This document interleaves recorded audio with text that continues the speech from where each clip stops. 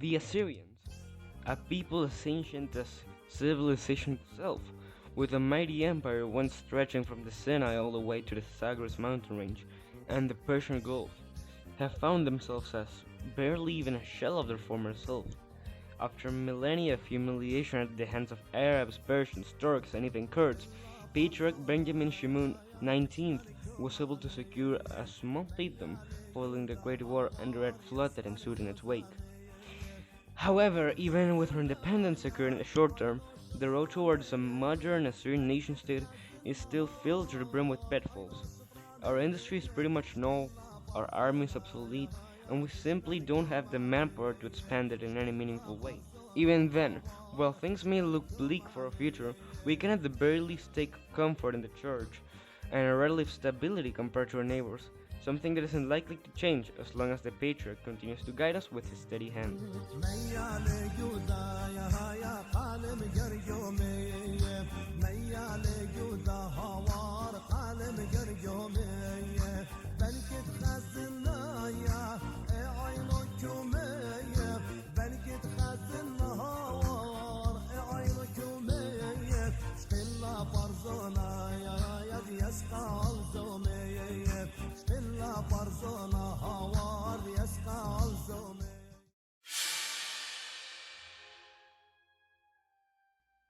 Patriarch Benjamin has passed away, and while the nation mourns, the vultures have already begun to circle around the carcass of the old order.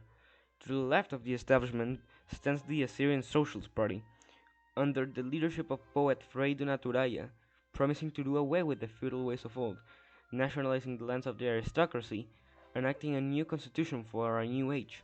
While on the other side of the revolutionary coin, a movement has been slowly gaining popularity among illiterate peasants, the landowners, and even some of the more moderate members of the clergy, 𝔸𝕸𝕒𝕒.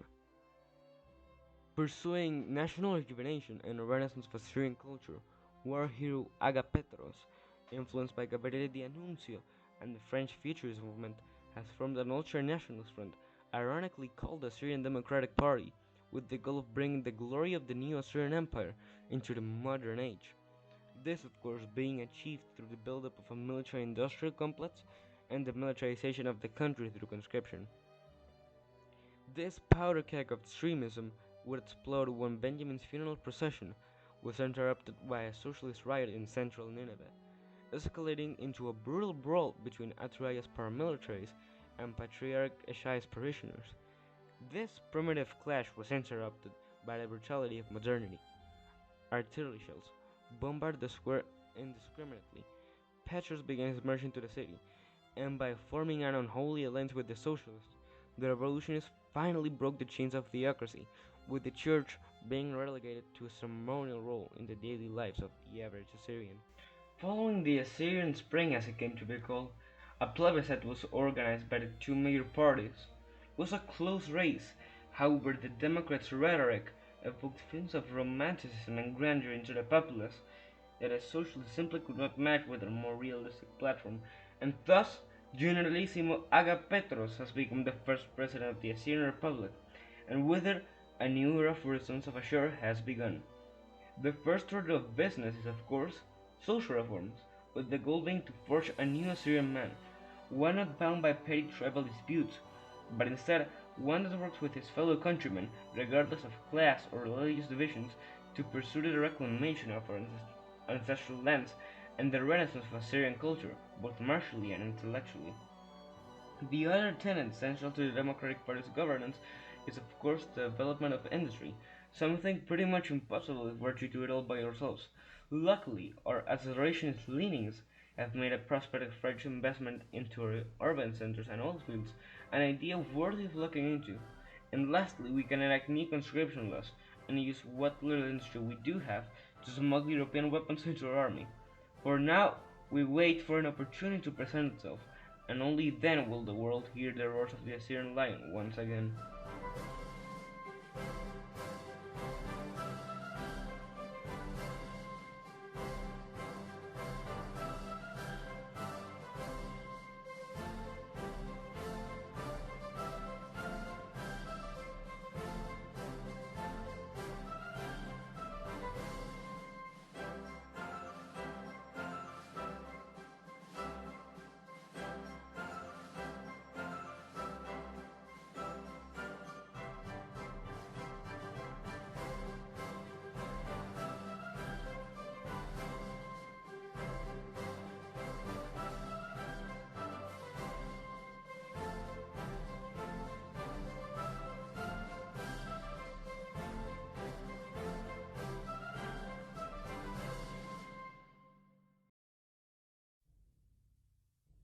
After much deliberating and preparation, it seems like an opportunity for vengeance has come to us. Even after decades, the scars of the Siphon are very much visible in the psyche of our people. But now, an opportunity has presented itself with the collapse of the Sublime Porte. Our chance to tame the Kurdish barbarians has finally arrived, beginning the first of hopefully many more conquests to come.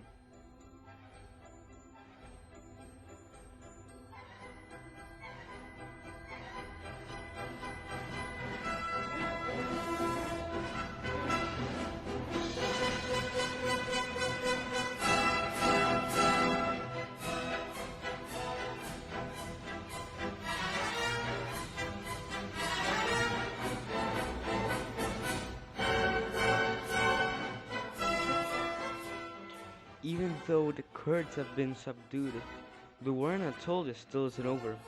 The future insurgents clearly on the back foot, and if the Ottomans were to triumph, they would surely be next on the chopping block. So, for the second time on this campaign, we must form an unlikely alliance, this time with the Ankara government, as it seems war really does make for strange bedfellows.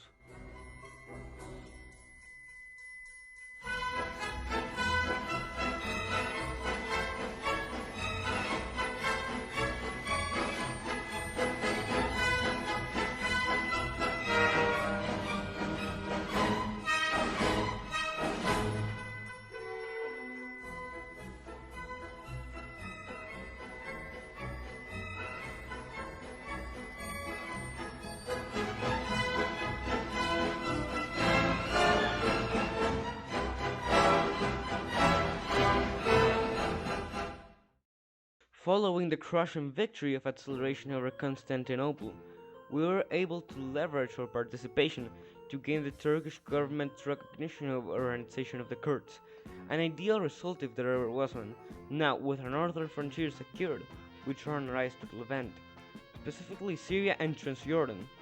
The region has only recently begun recovering from the grueling civil war, and at the same time, a war between them and the State of Israel has erupted, making this the ideal situation for us to cross the Euphrates once again and reunite with our forgotten brothers of Palmyra.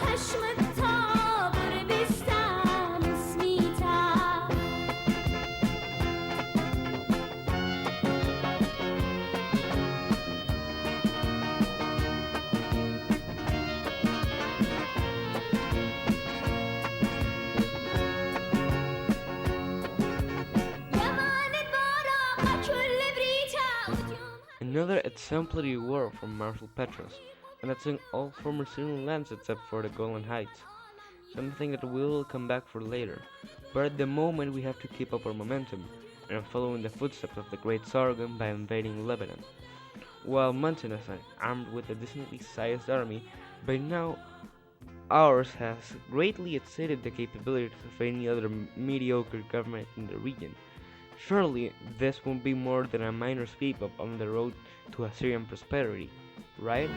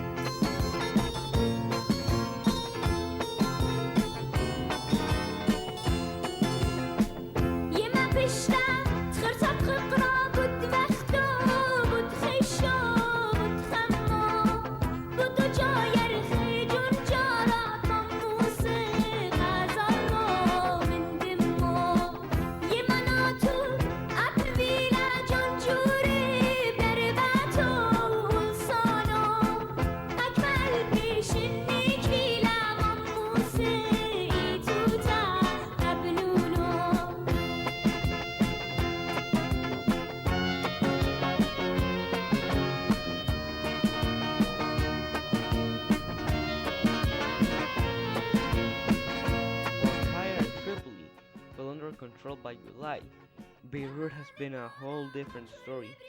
Our manpower has been completely drained, not only by the unexpectedly fierce Lebanese defense, but also the constant terrorist attacks conducted by both Syrian and Kurdish partisans, sabotaging the little infrastructure we have connecting the front line to our capital.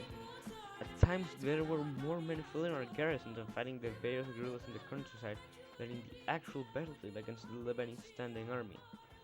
A stalemate both humbling and humiliating has been reached. More and more desperate measures, such as service by requirement, are taken in order to somehow muster a host large enough to brute force its way through the rugged terrain of Mount Lebanon. But eventually, a solution was found through a movement known as pan-syrianism, its premise being that directly assimilating the peoples of the Levant into a homogeneous blob is unrealistic, and what has led us so close to collapse in the first place, but instead a policy of autonomy and harmony between the Assyrians and Syrian peoples shall be pursued. Slowly but surely, the fruits of this new movement began to bear fruit, as one by one the cities of Aleppo, Homs, Damascus, and even the Alawites accepted this covenant between the nations. The influx of volunteers and various armistices signed with the Assyrian militias has given us enough breathing room to try one last offensive, and this time it will take more than just rugged terrain to stop our push to the Mediterranean.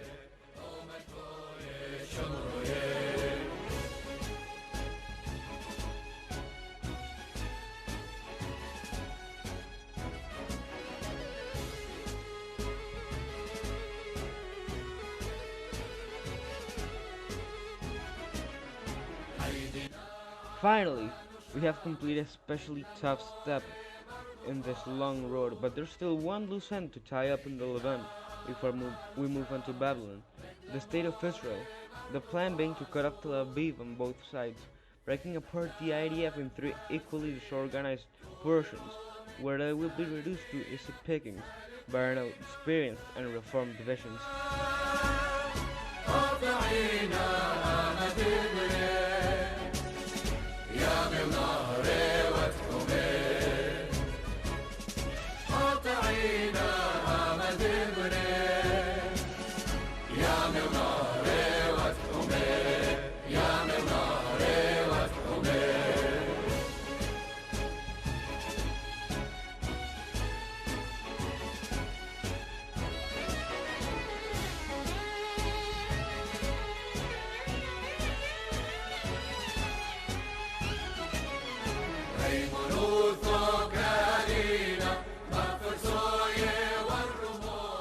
With the surrender of the last Jewish forces in the Negev and the establishment of semi-autonomous settlements around the areas of the former state of Israel, the Assyrian sun now shines over the Levant. With the massive expansion of our army, we can prepare for the liberation of Babylon, an endeavor significantly accommodated by the Great War currently raging in Western Europe.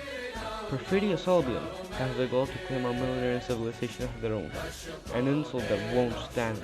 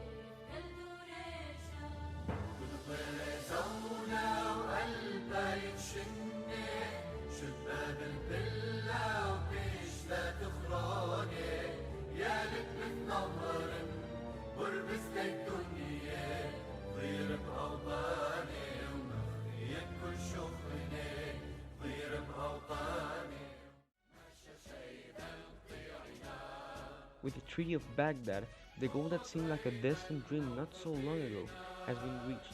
Eons of oppression have been avenged in just a few years by a particularly cunning general, and a new national mythos has risen along with it. The infrastructure of our glorious Nineveh is now on par with the greatest cities of the West. Our industry blooms in both the private and public sector, and even with their fall of our friends in the continent to the socialist style, our corporate economy has been able to withstand the loss of our biggest trade partner. The oil is booming, and it seems like the ancient days of Assyria being a major power in the world stage are back as though it were the Book of Kings. But of course, our primordial enemy on the other side of the Zagros has shown themselves once again. The Persians, now under a red banner, rally to raise the cradle of humanity to its ground, in the name of their own decadent civilization once again. It is this type of clash between nations, it is the blood spilled between them that moves the wheels of history, and we don't plan on surrendering our newly gained home anytime soon. We shall rely on breaking through Tabriz, and then rushing for Tehran before any major reinforcements arrive to turn this affair into a war of attrition. One where even if we were to emerge victorious, the scourge would be so painful that this golden age we are experiencing would come to an end right there and there. Hence, our advance must be thunderous, much like the chariots of our ancient armies. However, this time their wheels are tracked, and instead of spears, they carry a devastating 7-hit-millimeter howitzer. Now, let the armies of Assyria and Media clash for one last time.